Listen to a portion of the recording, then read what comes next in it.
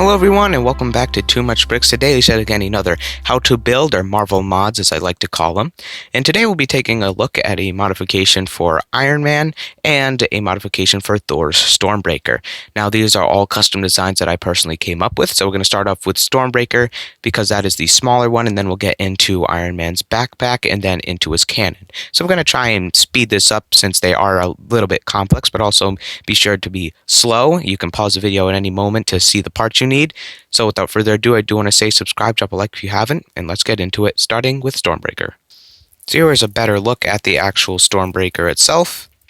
If you have the actual Stormbreaker that was included in the actual Infinity War set, then you'll have most of the parts that you need. So I'm going to go ahead and lay out all the parts for you. So these are all the parts you will need laid out in front of you. If you have, as I said, the actual Stormbreaker build, you'll already have the axe piece. You will already have this piece. I'm not exactly sure what this particular one is called. It's got the lightsaber piece on one side and then this new double peg piece on the other side. And you will also have the Groot twig used in the actual Stormbreaker, as I said itself. The only other thing you will need is this telescope piece in a dark brown, or if you could find a light brown, that would be better. A silvery stud, not a light gray one. I just feel like that will match the actual axe piece better, as well as a silvery flat stud. And with all these pieces, let's get into it. So the first thing you want to do is take, again, this odd lightsaber piece and just click it into the top of the telescope with the short end on the bottom, just like that. And I know the color matching, as I said, since this one is dark brown and this is light, isn't the best, but it was the best I personally could find. Then you're going to want to stick the twig piece in the bottom, and there is the handle itself. And the rest is very simple. You're going to take your stud, click it in on one end, as well as the flat stud, and click it in there, just so it gets that little bit like it had in the movie of like a hammer part, and it's smoothed out there. And last but not least, you're going to just want to take the axe piece, and you're going to want to see this little notch on this end. It doesn't have one there. This one has a notch. You're going to want to make sure that the notch is pointing up, just like that. And then you'll have that rounded part facing the bottom, just so it kind of lines up with the actual hammer the best that it can. And there you go. That is a custom, more accurate to the movie Stormbreaker. I can bring in my Thor just so you can see how it scales. This is personally the Thor I have in my endgame mock. And there you go. Now let's move on to Iron Man. The next thing we're going to start off with is the actual cannon, the giant kind of blaster that he had that formed with his nanotech, and then we'll get into the backpack since this one is a little bit more simple. Just give you guys a closer look at that. We're going to do this one in segments so I can show you how this is built. So we're going to make that first, and you're just going to want to mimic it as well, and then we'll get into the actual blaster portion. So without further ado, let's get into it. And here are the parts you will need to build the two sides of the actual cannon. Now these particular sticker prints that I have applied onto these are actually in the Infinity War Thanos Ultimate Battle set. If you have the kind of backpack that Iron Man had, you will be able to find these. I personally chose these just so it has that little bit of detailing on it instead of just the regular red slopes. So the first thing you want to do is take your stud. You're going to need two of these silvery studs again. You're just going to place it on the very tip of these slopes. You're going to mimic that on either one, just like that. And then it's very simple. You're just going to take these 1x2 translucent blue. You could have these in orange if you would like. It'd be a little bit more accurate. I personally chose blue. And just stick it on either side. Just like that. Just mirrored versions of each other. That way it is all flush on the bottom. And there you go. And these will come into play later once we build the actual cannon portion. Here's an up-close look at the actual cannon portion. Just give you guys a quick look at that. Now let me strip it down to the parts for you guys, and we'll get into building it. Here are the parts for the cannon portion. You're going to need one translucent blue cylinder piece, two translucent blue studs, one 1x tile, which is translucent orange, or you could have that to match the blue. I personally threw an orange there just to spice it up a little bit. One 1x1 dark gray brick, and one 1x1 black brick with studs on all four sides. And once you have those, you're going to want to take this 1x1 brick with all the studs on either side. You're going to stick your regular dark gray brick on the front. It's going to look just like that. Very simple. Then you're going to want to take your 1x1 orange translucent plate and stick that on the front of the dark gray brick, just like that. And then you're just going to want to take your cylinder piece and put that on top of the orange. So it's just going to look like that. And just take your studs and put them on either side of the brick. You want to leave the top stud and bottom stud open. And there you go. There is the cannon portion. Now bringing in the other two assemblies that we just made. You can connect these all together to complete the cannon. You're just going to want to make sure that the translucent blue 1x2 is on top of the translucent blue cylinder, just like that. You're going to have a little bit of that brick showing there. That's okay though. Just like that, and just mimic that on either side. And there you go. There is Iron Man's giant blaster, or slash cannon. It is a little bit big. I can actually bring Iron Man in for you. You can see in comparison to him, it's almost the size of him. But actually putting this on his hand is kind of a little cheat. You can see that the bottom side of the brick is actually open. You're just going to want to shove the actual minifigure hand inside. Just like that. And there you go. He's actually got a gigantic cannon hand now, which I definitely think it's cool. And then, just to complete if you wanted him to actually be shooting, you could take these Power Blast pieces. You know, you can put them in whatever order you want. I personally just chose the swirly piece and the giant blast piece at the end, and you could just apply that in like he's actually shooting. And there you go.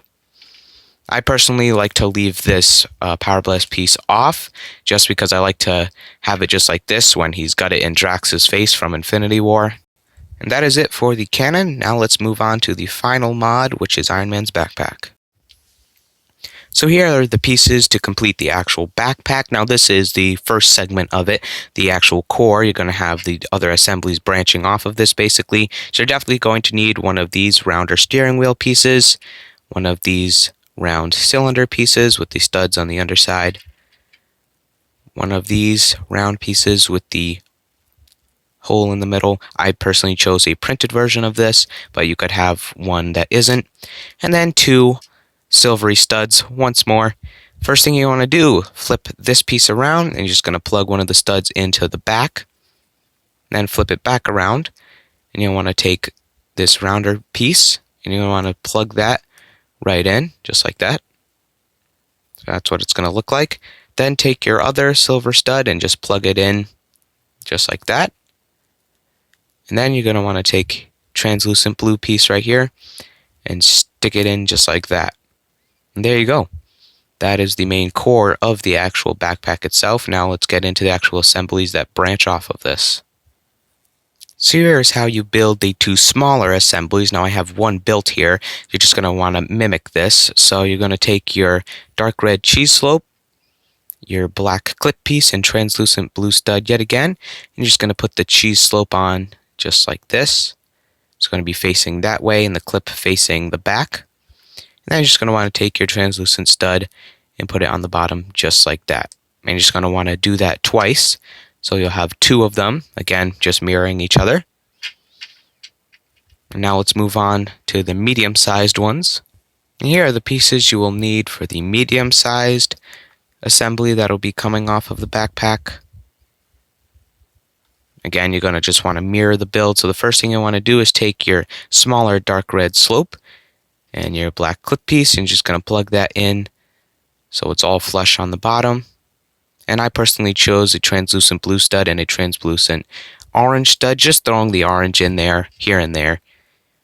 You want to place the translucent blue on the dark red slope and the translucent orange on the underside of the black clip piece.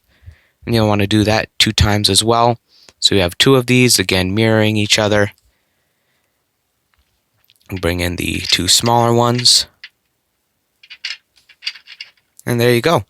And now let's move on to the 2 final big ones. And here is how you build the final big ones. Again, you're basically just mirroring all these assemblies 2 times. So without further ado, let's get into it. Black clip piece on the underside of the giant slope. And again, I chose the translucent orange and translucent blue. So you're going to want to start off by putting the translucent orange on the underside of the black clip piece and on the underside of the dark red slope, just like that. And then, now that it is flush, you're just going to put your translucent blue studs on the dark red slope. And there you go. You're just going to mirror that 2 times as well. So you'll have these two that we just made. You'll have the 2 smaller ones, or medium ones. And then you will have the 2 smaller ones.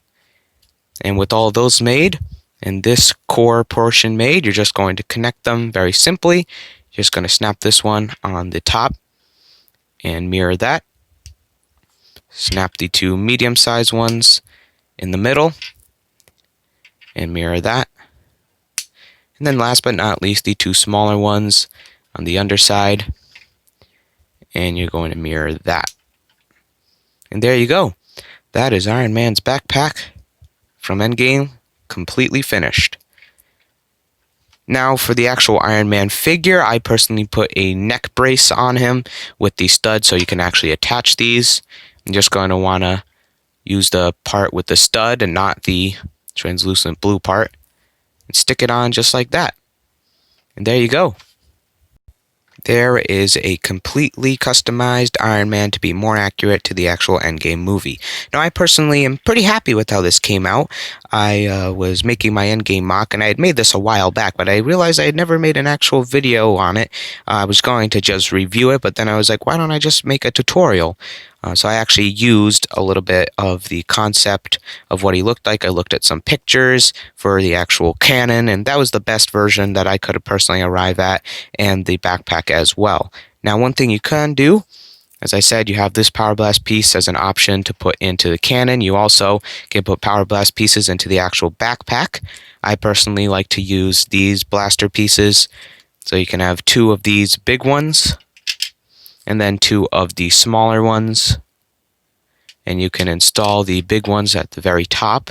Again, these are optional. I personally don't leave them in. You can do that on either side, and you can put the 2 smaller ones either on these or on the bottom. I personally like to put them on the bottom ones.